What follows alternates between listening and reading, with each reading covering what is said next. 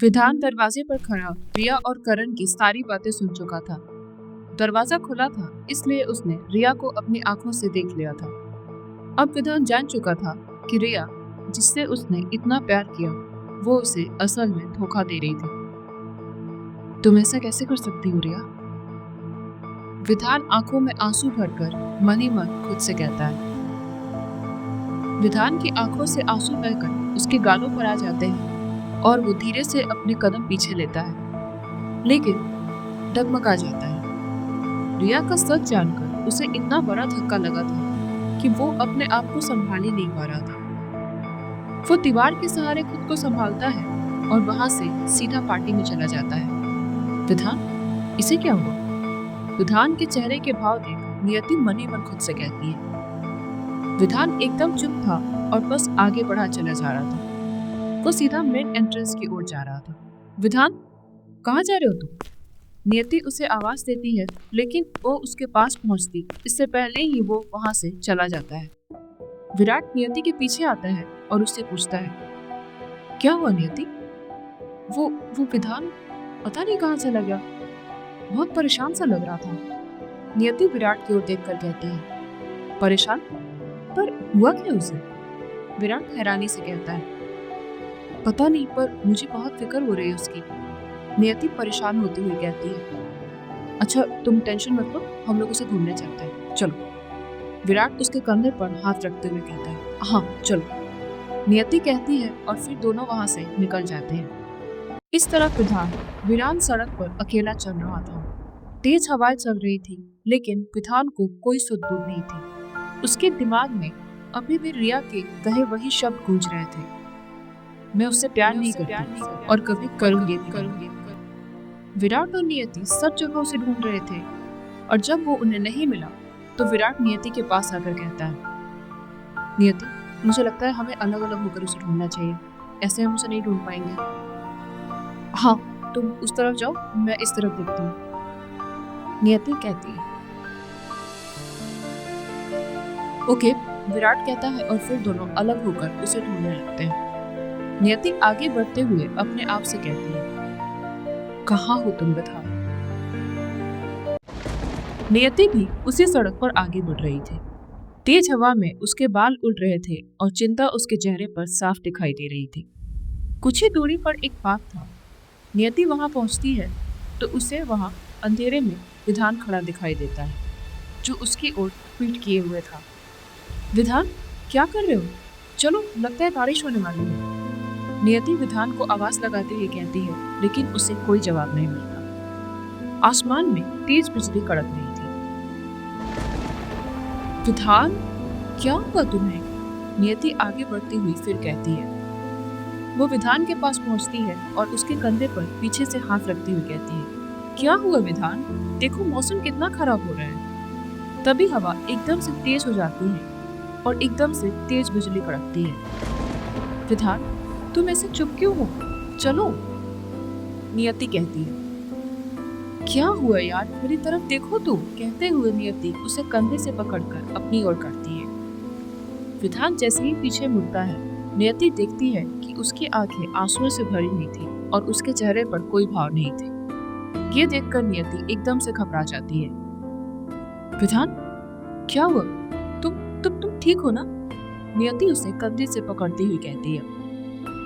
विधान कोई जवाब नहीं देता और एकदम से नियति के गले लग जाता है।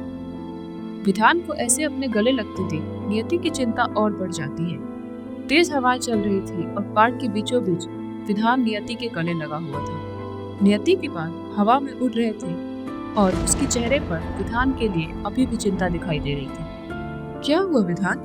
नियति उसे गले लगाए हुए कहती है। सब खत्म हो गया नियति। जिस रिया से मैंने इतना प्यार किया, उसने मुझे इतना बड़ा धोखा दिया। क्या नहीं किया यार मैंने उसके लिए? विधान नम लहजे में कहता है। क्या? ये सब कैसे? विधान को रिया का सच कब कैसे पता चल गया? नियति हैरानी से मन ही मन खुद से कहती है, मैंने इतना प्यार दिया उसे और बदले में उसने मुझे क्या दिया? इतना बड़ा धोखा। अरे किसी का क्या बिगाड़ा है मैंने, जो हमेशा मेरे साथ ही ऐसा होता है। विधान रुआसा होकर कहता है। विधान को ऐसे देखकर नियति का दिल एकदम से भर आता है और वो कसकर उसे पकड़ लेती है। शांत हो जाओ विधान, इसमें तुम्हारी कोई गलती नहीं है, नियति उसका सिर सहलाती हुई कहती है। कुछ पल को विधान एकदम खामोश रहता है। उसकी आंखें आंसुओं से भरी हुई थी, लेकिन वो खुलकर रो भी नहीं रहा था। इस वक्त उसके हालात सिर्फ वही समझ सकता था। नियति उसका सिर सहलाकर उसे शांत करती रहती है। तभी विराट वहां चला आता है। उन दोनों को ऐसे देखकर विराट एक टक हैरानी से उन्हें देखने लगता है। अगले ही पल विधान की नजर विराट पर जाती है तो वो नियति से अलग हो जाता है। सॉरी, वो विधान अपनी नजरें चुराते हुए कहता है। इट्स ओके, लेकिन हुआ क्या है? नियति विधान से पूछती है। तभी विराट भी उनकी ओर चला आता है। विराट को वहां देखकर विधान कहता है, आई एम सॉरी आप, मुझे रियलाइज ही नहीं हुआ कि मैं कब नियति को। कोई बात नहीं विधान, हम लोग दोस्त हैं, तुम टेंशन मत लो, नियति प्यार से कहती है तो विधान उसकी ओर देखने लगता है। उसके आंखों में आंसू साफ नजर आ रहे थे तो विराट उसे कंधे से पकड़ता हुआ कहता है, तू चल बैठ पहले, हुआ क्या है बताओ ना। विराट और नियति विधान को लेकर पार्क के बीच बेंच पर आकर बैठ जाते हैं। अब बताओ क्या हुआ? विराट कहता है। विधान एक गहरी सांस लेता है और उन्हें वो सब बता देता है जो कुछ देर पहले उसने देखा और सुना था। सब कुछ सुनकर विराट नियति की ओर देखकर कहता है, हमने तुझे यही सच दिखाने बुलाया था यहाँ। क्या? इसका मतलब है तुम दोनों ये सब पहले से जानते थे? विधान हैरानी से कहता है। जानते नहीं थे, पर रिया पे शक था इसलिए हमने उसके बारे में पता लगाया, और जब सच दिखाने की बारी आई तो हमने तुम्हें यहाँ बुलाया। हम नहीं चाहते थे कि वो तुम्हारा शक कुछ भी गलत करे, नियति कहती है। ये सब सुनकर विधान एक पल को भावुक हो जाता है और कहता है, कितनी अजीब सी बात है ना। एक तरफ वो रिया है जिसने मुझे मेरे प्यार के बदले इतना बड़ा धोखा दिया, और दूसरी तरफ तुम दोनों जिनसे मैं अभी कुछ दिनों पहले ही मिला हूँ और मेरे लिए इतना कुछ किया तुम दोनों ने। ओए शट अप, हम दोस्त हैं ना, नियति कहती है। और ये सब ना तुझ पर अच्छा नहीं लगता, हमारे फन लविंग बॉय, संभाल खुद को।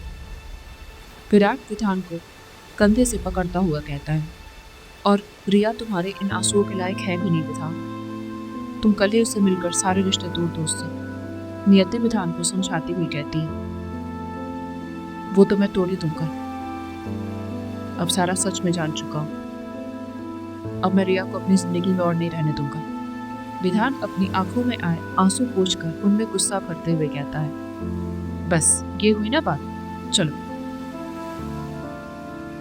विराट उसके कंधे पर हाथ रखते हुए कहता है तो विधान एक बार को उसकी तरफ देखता है और फिर अपनी नजरें सामने की ओर कर देता है। रिया चौधरी, ये तुमने ठीक नहीं किया, इतना बड़ा धोखा तुमने सही नहीं किया है, विधान आक्रोश के साथ मन ही मन खुद से कहता है। विधान की आंखों में रिया के लिए गुस्सा और नफरत साफ नजर आ रहा था। तेज हवा का एक झोंका उसके चेहरे को छूता है, जिसमें उसके बाल हल्के से हवा में उड़ने लगते हैं। अब क्या होगा रिया के साथ, जानने के लिए सुनते रहिए कालचक्र, समय का चक्रव्यूह।